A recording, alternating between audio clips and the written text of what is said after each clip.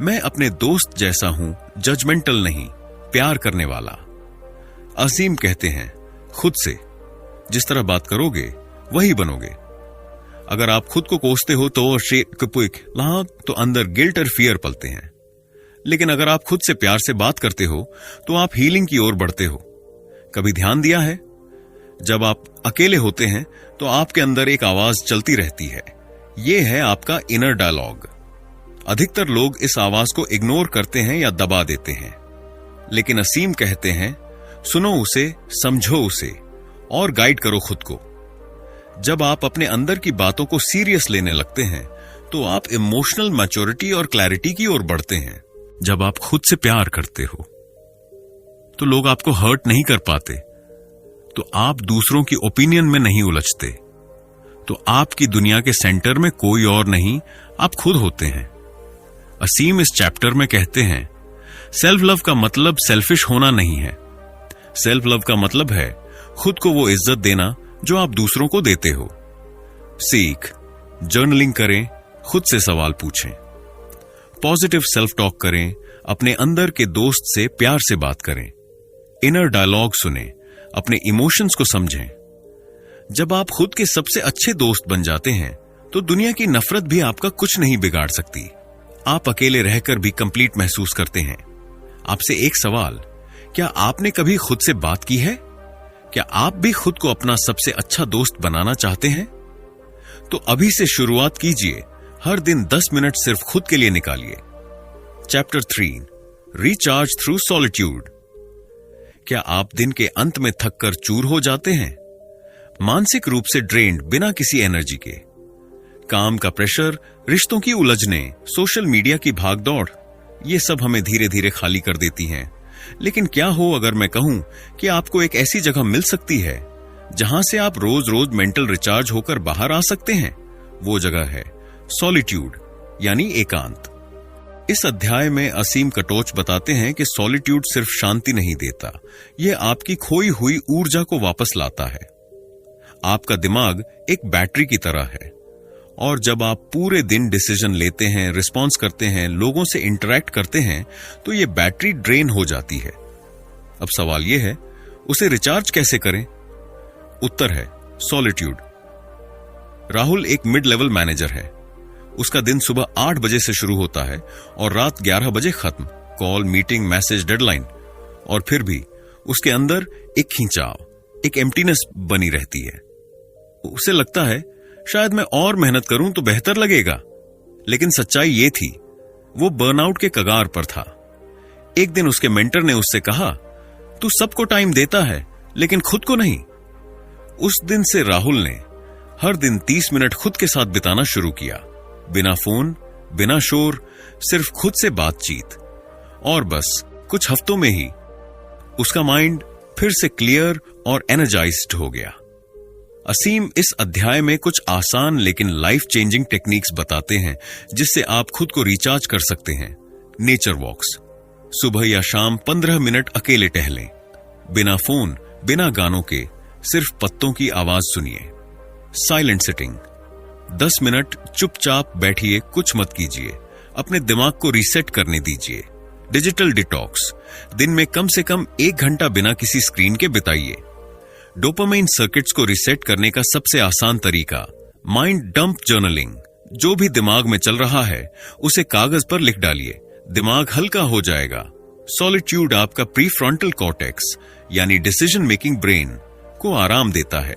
जब आप हर वक्त स्टिम्युलेशन में रहते हैं, जैसे फोन, टीवी, लोग, तो दिमाग थकता है। लेकिन जब आप अकेले बैठते हैं तो दिमाग इंफॉर्मेशन प्रोसेस करता है और नई क्लैरिटी, नई क्रिएटिविटी उभरती है। सक्सेसफुल लोग इसी क्लैरिटी से आगे बढ़ते हैं। स्टीव जॉब्स हर हफ्ते लॉन्ग वॉक्स पर अकेले जाते थे, सिर्फ सोचने के लिए। ऑल्बर्ट आइंस्टीन ने कहा था, solitude gives a birth to the original thought. अगर आपको यह महसूस हो रहा है तो शायद आपको एक मानसिक रिचार्ज की जरूरत है। आप जल्दी परेशान हो जाते हैं, हर वक्त थकावट महसूस होती है, फोकस करना मुश्किल हो गया है, डिसीजन लेना भारी लगता है। ये सब संकेत हैं कि आप खुद से डिस्कनेक्टेड हैं। सॉलिट्यूड को अपनी रिचार्ज रूटीन में शामिल कीजिए। अकेले बैठना शर्म की बात नहीं, ये आपकी शक्ति है। जब आप खुद से जुड़ते हैं तो आपकी ऊर्जा दोगुनी हो जाती है। असीम कहते हैं, अगर आप रोज 30 मिनट खुद के साथ नहीं बिता सकते तो आप अपनी सबसे बड़ी ताकत को खो रहे हैं।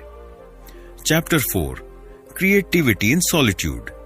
क्या आपने कभी सोचा है कि आपके अंदर भी कोई किताब, कोई कहानी, कोई पेंटिंग या कोई आइडिया छिपा हो सकता है? तो फिर सवाल यह है, वो बाहर क्यों नहीं आ रहा? असीम कटोच इस चैप्टर में एक गहरी बात कहते हैं। हर इंसान के अंदर एक कलाकार होता है, लेकिन उस कलाकार को सुनने के लिए शांति चाहिए, और वो शांति मिलती है सॉलिट्यूड में। आज की दुनिया में हम लगातार इनपुट लेते रहते हैं, सोशल मीडिया, न्यूज, नॉइज, पर सच्ची क्रिएटिविटी तब आती है जब आप आउटपुट की स्थिति में होते हैं, और वो तभी संभव है जब दिमाग शांत हो। Solitude, creative playground. जब आप अकेले होते हैं, जब कोई डिस्टर्ब नहीं करता, तभी आपका माइंड एक्सप्लोर करना शुरू करता है। कहते हैं महाकवि कालिदास को उनकी सबसे बड़ी इंस्पिरेशन एक गुफा में मिली थी। वो एकांत में ध्यान करते थे, प्रकृति को निहारते थे और शब्दों को आत्मा से निकालते थे। असीम इस उदाहरण से बताते हैं, भीड़ में आवाज सुनाई देती है, लेकिन शब्द वो गहराई से, शांति से आते हैं। अल्बर्ट आइंस्टीन को उनके ब्रेक थ्रू थ्योरीज अकेले टहलते वक्त सूझी। स्टीव जॉब्स कहते थे, कुछ मेरे सबसे अच्छे विचार टहलते समय सूझे।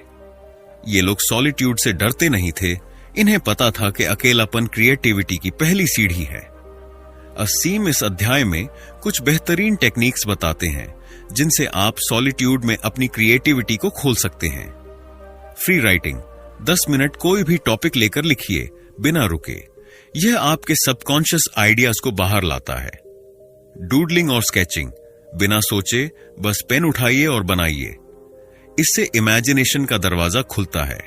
क्रिएटिव वॉक्स, अकेले टहलते हुए खुद से सवाल पूछिए, मैं क्या बनाना चाहता हूं? मेरे अंदर क्या छिपा हुआ है? डिजिटल डिस्कनेक्शन, हर दिन कुछ समय फोन, नेट और सोशल मीडिया से दूर रहें। यही साइलेंस आपके अंदर के कलाकार को सुनने देगा। Creativity is not taught, it's unlocked, and the key is solitude. हर बार जब आप खुद से जुड़ते हैं, आप अपनी इमेजिनेशन को उड़ने का मौका देते हैं। भीड़ में जो लोग डिस्ट्रैक्ट होते हैं वो ट्रेंड्स फॉलो करते हैं, लेकिन जो लोग अकेले में सोचते हैं वो ट्रेंड्स बनाते हैं। सॉलिट्यूड आपके दिमाग को वॉन्डरिंग मोड में डालता है, जहां आइडियाज फ्रीली फ्लो करते हैं। कोई जजमेंट नहीं, कोई इंटरप्शन नहीं, सिर्फ इमेजिनेशन और इंसाइट। जब आप लगातार रिएक्ट नहीं कर रहे होते, तभी आप क्रिएट करना शुरू करते हैं। असीम कहते हैं, आपका सबसे बड़ा विचार तब आएगा जब आप शांत होकर अकेले बैठेंगे खुद के साथ। क्रिएटिविटी हर इंसान में है, लेकिन उसे सुनने के लिए साइलेंस चाहिए। सॉलिट्यूड आपके दिमाग को वो स्पेस देता है जहां नया कुछ जन्म ले सकता है। अपने स्केड्यूल में अकेले का समय जोड़िए और देखिए कैसे आपके आइडियाज चमकने लगते हैं। अब आपसे सवाल, क्या आप रोज कुछ समय खुद के साथ बिताते हैं? क्या आपने अपनी क्रिएटिविटी को कभी खुलकर महसूस किया है? Chapter 5, emotional independence. सोचिए, अगर हर बार खुश होने के लिए आपको किसी की तारीफ चाहिए, हर बार शांत रहने के लिए किसी के I am proud of you का इंतजार करना पड़े, तो असली मालिक आप नहीं, दूसरे लोग हैं। असीम कटोच कहते हैं, इमोशनल इंडिपेंडेंस वो ताकत है जो आपको आजाद करती है, बाहर से अप्रूवल लिए बिना खुद से जुड़ने की। आज की दुनिया में हम सब लाइक और कमेंट पर जीते हैं। सोशल मीडिया ने हमें वैलिडेशन एडिक्ट्स बना दिया है। रिश्तों में भी हम हर बार दूसरों से यह सुनना चाहते हैं, तुम ठीक कर रहे हो, मैं खुश हूं तुमसे, तुम बहुत अच्छे हो।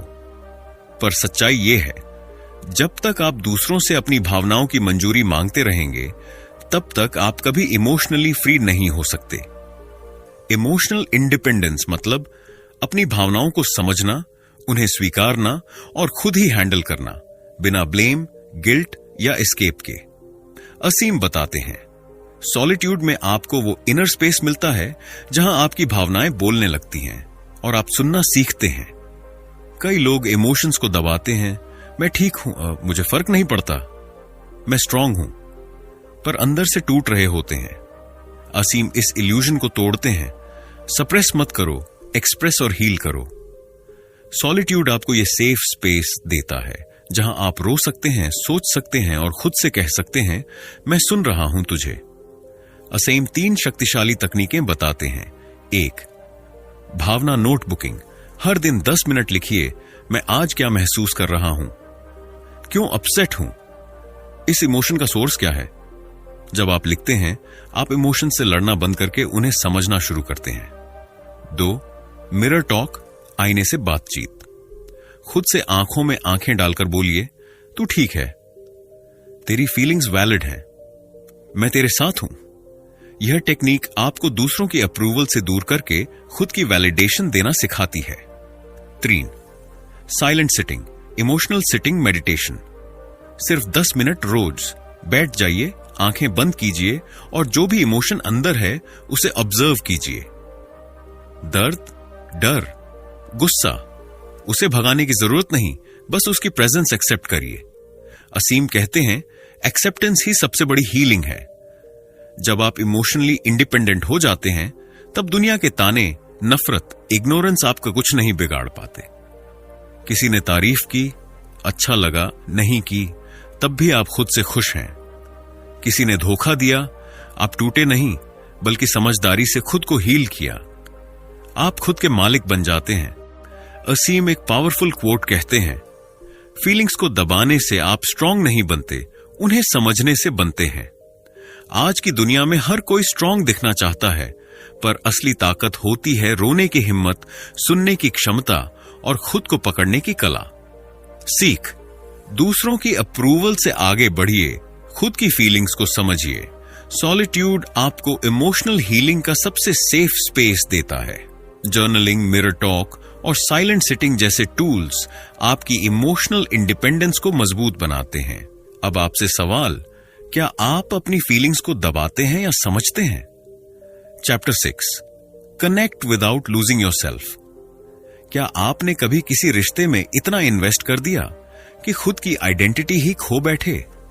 वो दोस्ती हो, प्यार हो या फैमिली का बॉन्ड, शुरुआत में सब अच्छा लगता है, पर धीरे धीरे आप समझते हैं, आपके हां में आपकी मर्जी नहीं होती, आपकी मुस्कान सिर्फ दूसरों को खुश करने के लिए होती है और आप खुद को कहीं खो चुके होते हैं।